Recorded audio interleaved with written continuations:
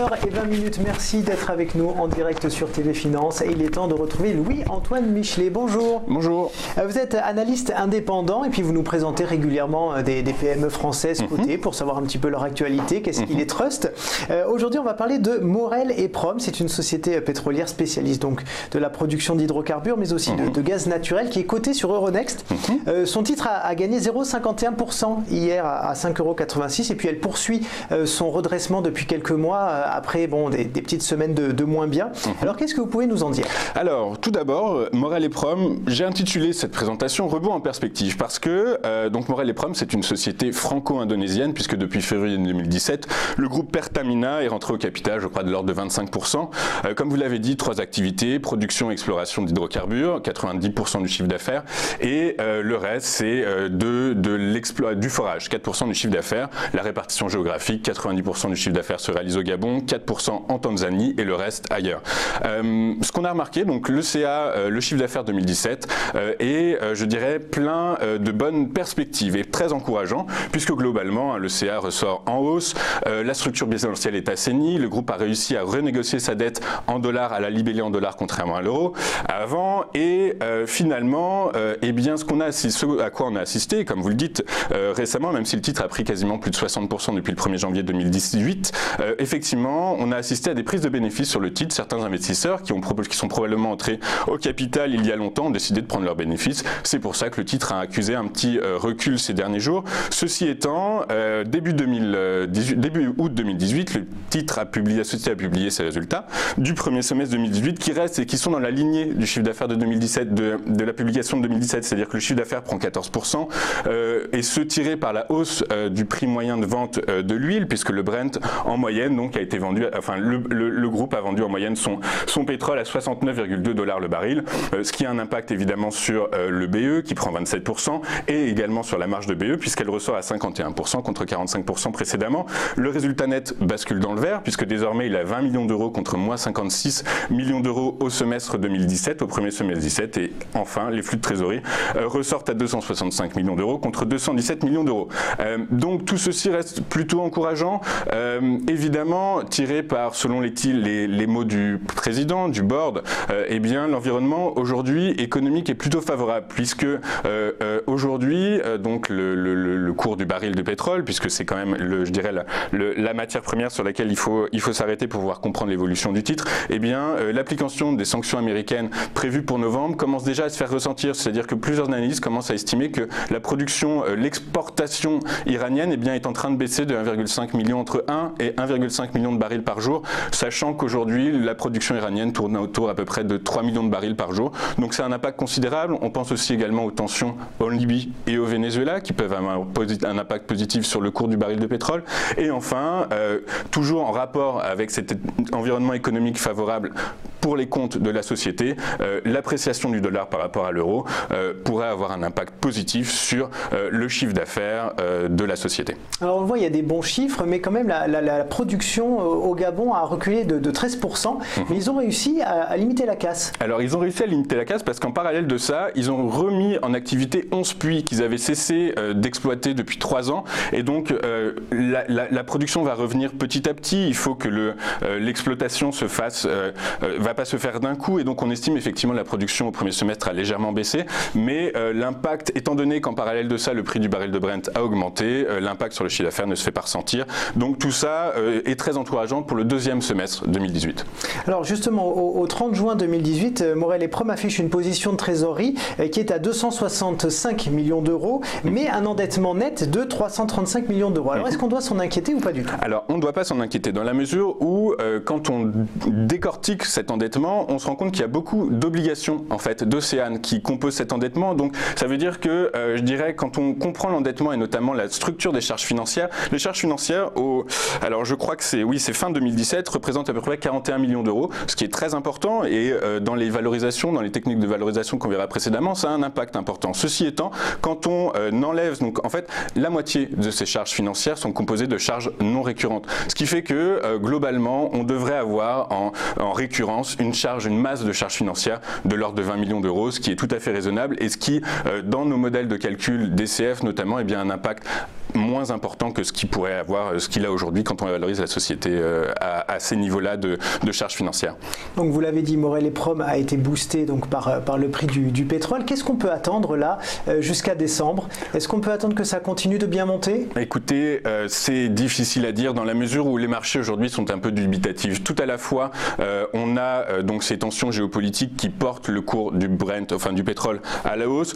Et a contrario, on a ces tensions commerciales qui se ravivent, on a le ralentissement de la croissance mondiale qu'on observe de plus en plus et qui est palpable. Donc tout ceci, je dirais, laisse les opérateurs un peu dans l'expectative, et c'est pour ça qu'aujourd'hui le Brent ce matin était à 77 $ le baril.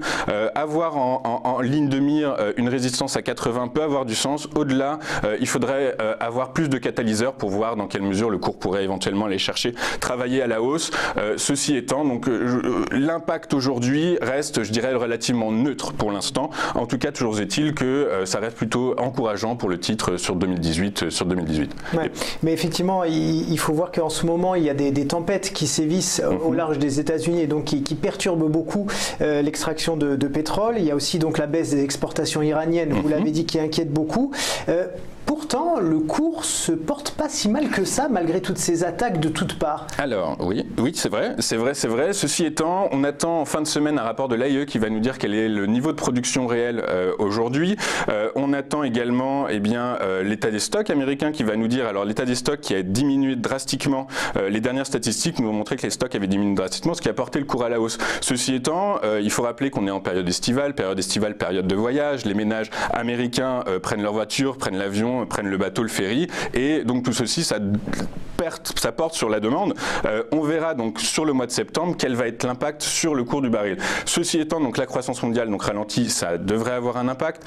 Les tempêtes dont vous parlez, alors effectivement, plusieurs plateformes ont été arrêtées. Ceci étant, les experts, les spécialistes estiment que ça n'aura pas d'impact en fait sur les niveaux de production et donc sur le cours du baril.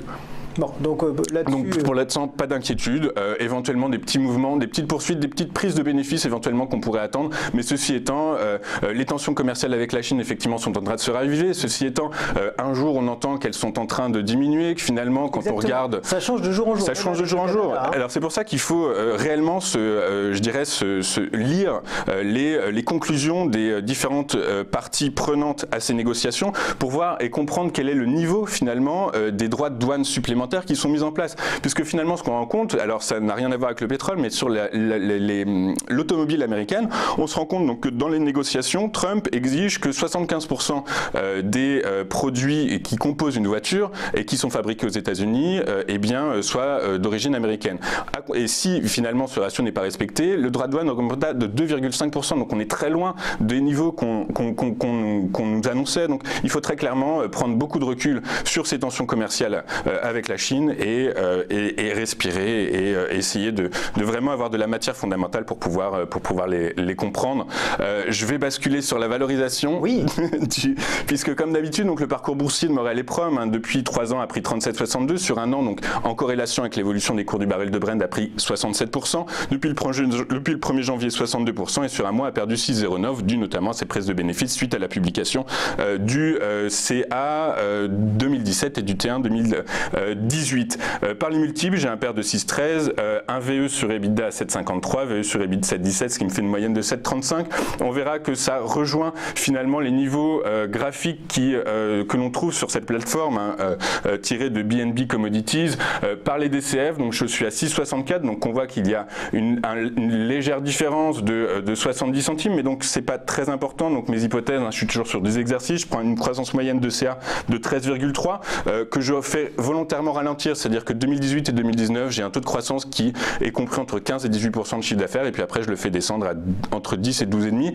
Ma marge opérationnelle, je la contiens entre 29,5 et 34,07, mon coût du capital calculé à 9,28, et les niveaux de charges financières, mon coût du capital, je l'ai calculé avec les charges financières dont on parlait tout à l'heure. Si je les réduis, on verrait que le coût du capital serait un peu moins. Le bêta retenu est d'un 26 et ma prime de risque calculée sur 120 entreprises composant le SES 120 est de 7,18%. Donc techniquement, qu'est-ce qu'on peut attendre? On voit que le cours évolue dans un canal ascendant, dont la limite basse est à 5,76. On va voir comment le cours réagit par rapport à 5,76. C'est possible qu'il aille le taper, mais ensuite pour aller mieux rebondir et aller chercher le palier psychologique des 6 €, qui est un seuil technique que j'ai mis en rouge, et en noir je mets mes seuils fondamentaux, mes seuils de valorisation. Donc ensuite on irait chercher les 6,13, c'est-à-dire que entre 6 et 6,13, je pense que très clairement le cours va se situer dans ce niveau-là à court terme, et ensuite donc on pourrait aller chercher un autre palier technique qui sont les 6,50, qui est un overlap touché précédemment ici, et en noir donc pareil mes 6,64 qui constitue ma valorisation par les DCF, et donc